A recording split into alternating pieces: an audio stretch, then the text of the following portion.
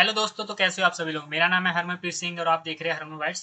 तो आज मैं आपके लिए एक इम्पोर्टेंट अनाउंसमेंट लेके आया हूँ। मुझे काफ़ी टाइम हो गया था इस चैनल में वीडियो डाले को। तो अब से इस चैनल पे मैं अकेला वीडियो नहीं डालूंगा, मेरे साथ एक अर्शदीप सर आपके होंगे, वो भी वीडियो डालेंगे। जो फिलहाल इस वीडियो में आपको लीड कोड का क्वेश्चन सोल्व करवाएंगे जो कि इंटरव्यू परस्पेक्टिव से काफ़ी अच्छा है। तो मैं किसी और वीडियो में मिलूंगा। आज अब उन सर से पढ़िए और आगे भी आपके लिए सर काफ़ी अच्छी सी वीडियो लेके आएंगे। Hello everyone. होप कि आप सब खुश हो, मज़े में हो और कोडिंग करने के लिए तैयार हो। मेरा नाम है अर्शदीप और आज से मैं इस चैनल पर एक नई सीरीज शुरू करने जा रहा हूँ जिसमें हम डिस्कस करेंगे लीड कोड के कुछ इंपॉर्टेंट क्वेश्चंस जो कि अक्सर कॉलेज प्लेसमेंट या फिर कंपनीज के टेक्निकल राउंड में पूछे जा रहे हैं। इस सीरीज में हम सीखेंगे कि कैसे एक क्वेश्चन को अटेम्प्ट करें और कैसे एक ऑप्टिमाइज सोल्यूशन तक पहुंचे जो कि टेक्निकल इंटरव्यूज में एक्सेप्ट होंगे। अगर बात करूँ इस वीडियो के पैटर्न की, तो हम पहले इस क्वेश्चन को डिस्कस करेंगे, देखेंगे कि इसको कैसे सॉल्व करें, जिसमें हम एक जनरल अप्रोच सीखेंगे इरिस्पेक्टिव ऑफ द लैंग्वेज, ताकि आपको कोई दिक्कत ना हो अपनी मनपसंद लैंग्वेज में इस क्वेश्चन को सॉल्व करने में। तो चलिए बात करते हैं आज की क्वेश्चन की, जिसका नाम है द टू सम प्रॉब्लम। ये प्लेसमेंट के परस्पेक्टिव से काफ़ी इंपॉर्टेंट क्वेश्चन बन के आता है और काफ़ी कंपनीज में पूछा भी गया है क्वेश्चन। अब इस क्वेश्चन में क्या है कि आपको एक इंटीजर एरे गिवन है और एक टारगेट वैल्यू गिवन है। आपको क्या फाइंड करना है, आपको इस इंटीजर एरे में से दो ऐसी वैल्यूज फाइंड करनी है जिसका सम इक्वल होके हमारे टारगेट वैल्यू के बराबर आ जाए। बिल्कुल प्रेटी स्ट्रेट फॉरवर्ड क्वेश्चन है ये। और हमें क्या करना है कि इन दो वैल्यूज जो हमें मिल जाएंगी, इनके हमें इंडेक्सेस को रिटर्न करवाना है। जैसे कि अगर हम एग्जांपल वन देखें, यही कि 2 और 7 का सम मिलकर हमारा टारगेट वैल्यू 9 के बराबर आ रहा है, तो हम इनके इंडेक्सेस जो कि 0 और 1 है, इनको रिटर्न कर देंगे। अब इस क्वेश्चन में क्लियरली मेंशन्ड है कि आपका कोई ना कोई सोल्यूशन जरूर एग्जिस्ट करता होगा और आप एक एलिमेंट को दो बार नहीं ले सके, और कि आप ये जो इंडेक्सेस है इनको आप किसी भी ऑर्डर में रिटर्न करवा सकते हैं। तो वेरी स्ट्रेट फॉरवर्ड क्वेश्चन। आइए देखते हैं कैसे इंप्लीमेंट करेंगे। तो चलिए देखते हैं एक बहुत सिंपल एग्जांपल जिसमें आपके पास चार वैल्यूज गिवन है, 2, 7, 11, 15, और एक टारगेट वेरिएबल गिवन है 26। तो सबसे बेसिक सोल्यूशन क्या होगा इस क्वेश्चन का। आपको दो वैल्यूज चाहिए जिनका सम आपका आ जाए टारगेट के बराबर। तो कैसे अप्रोच करेंगे, दो वैल्यू सिलेक्ट करेंगे, टारगेट से मैच करेंगे।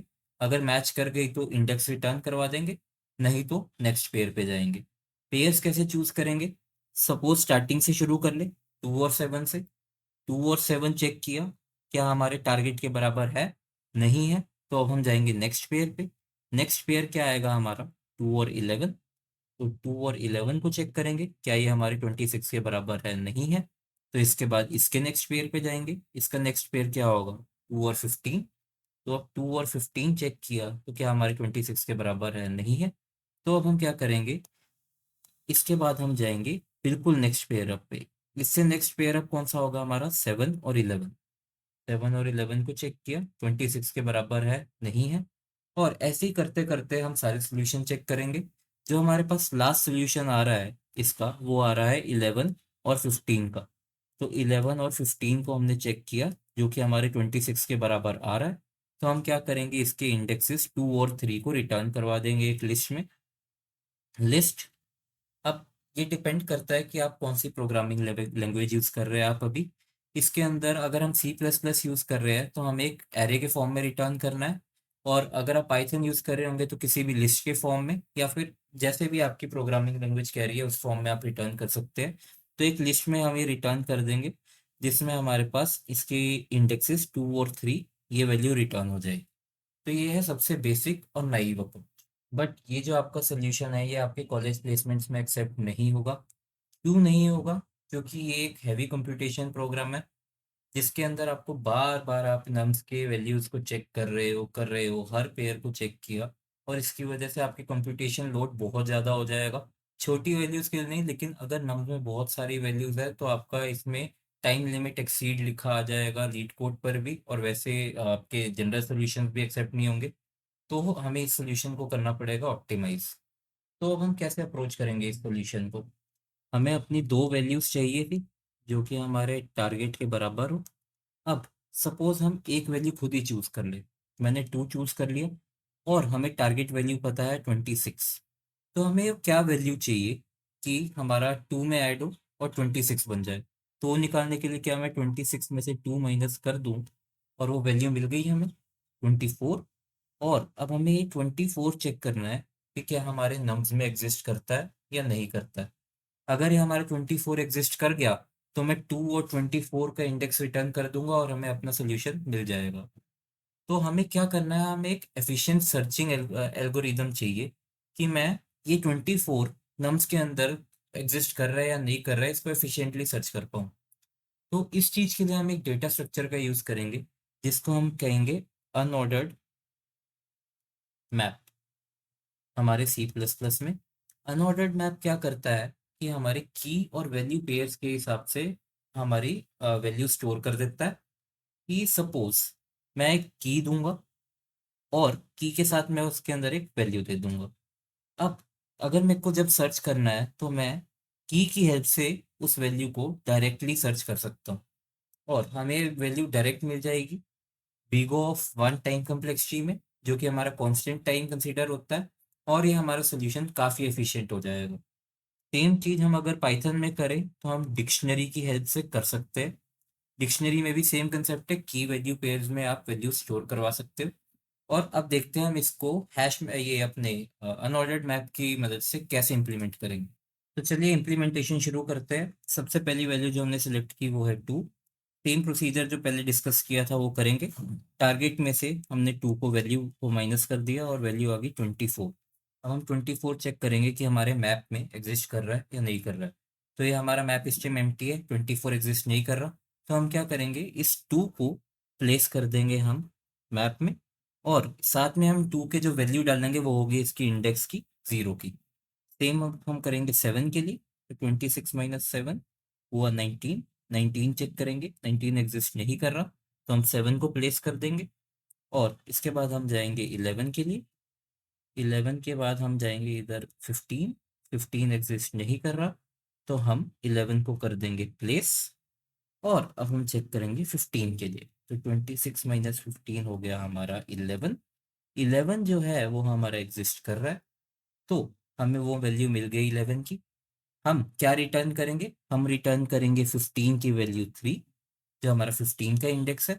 और हम रिटर्न करेंगे 11 की वैल्यू जो कि है हमारा 2। तो हम 2 और 3 को रिटर्न कर देंगे। ये है हमारा ऑप्टिमाइज्ड सॉल्यूशन।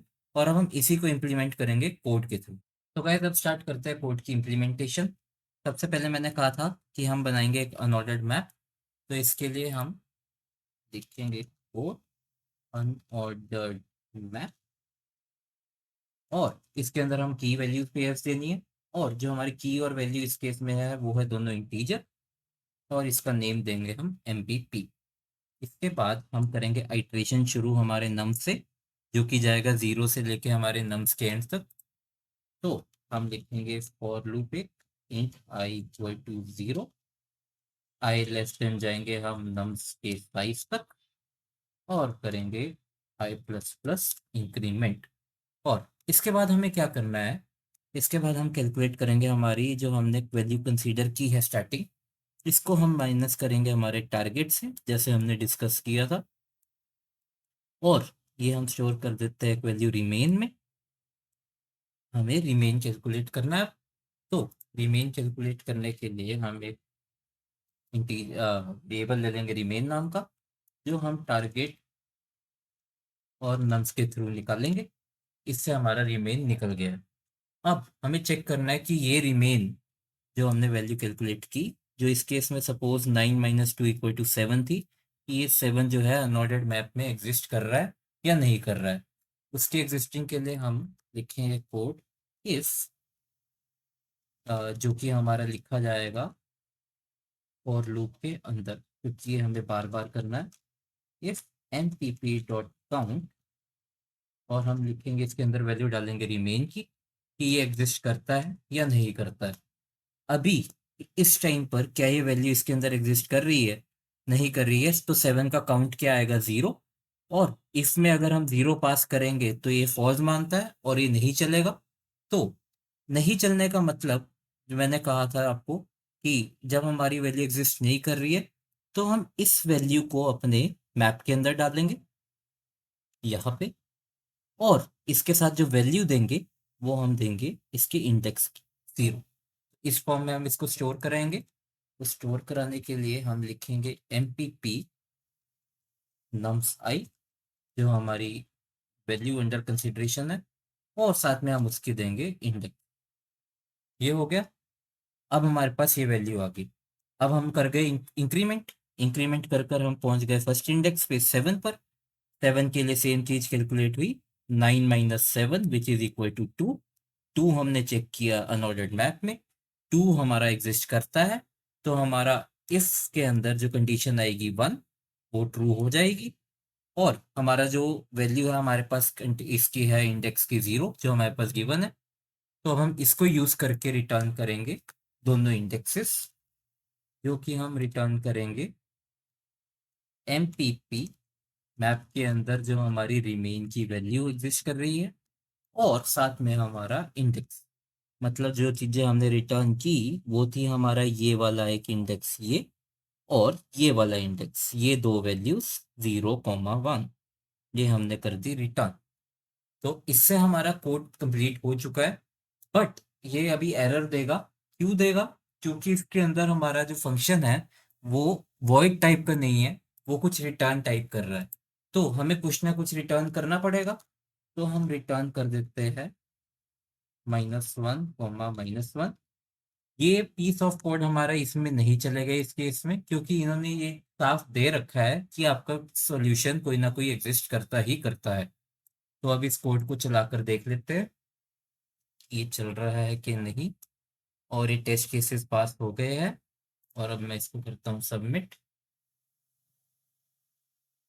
और जैसे कि आप देख सकते हैं ये कोड रन हो चुका है। 100% टाइम कॉम्प्लेक्सिटी बीट हो चुकी है सबके साथ, क्योंकि ये सबसे ऑप्टिमाइज सॉल्यूशंस में आता है। तो thank you everyone, I hope आपको समझ आ गई हो ये वीडियो। आगे भी ऐसे वीडियोस अभी लेके आऊँगा लीड कोड क्वेश्चंस के ऊपर। तो thank you everyone, take care, sayonara, bye bye. मिलते हैं अगली वीडियो।